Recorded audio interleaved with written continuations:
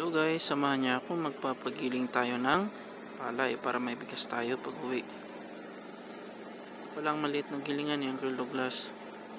Dito kami nagpapagiling pag umuwi ng probinsya para makatipid pambayad ng panggiling. So ayan, tumulong na rin pala ako dyan. 3 sako din ang pinagiling namin.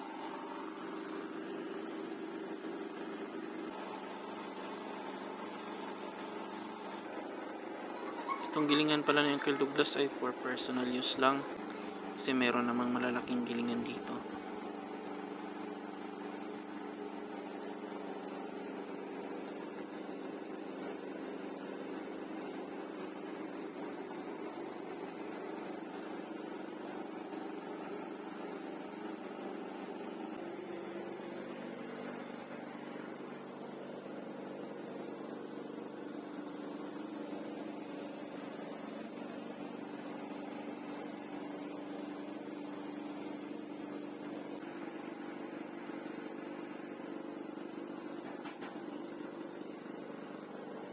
Pagkatapos magiling, dito pala binoblower yung bigas.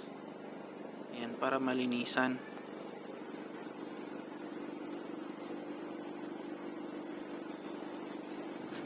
Yung blower pala na ito ay gawa lang din ng Uncle Douglas.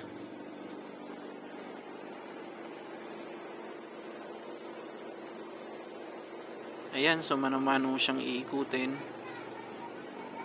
para malinisan yung bigas.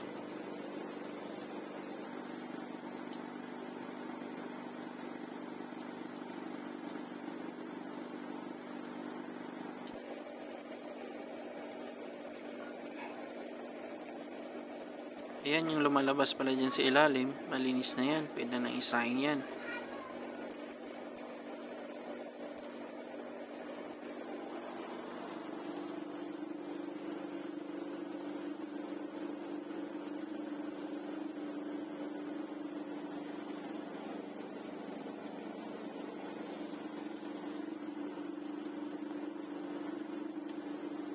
Ayan, natapos na. Nakadalawang sako din kami.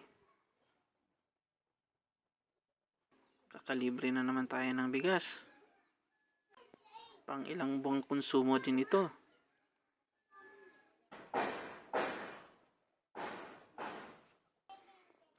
Hanggang dito na lang. Kung nagustuhan nyo ang video na ito, paki-share naman.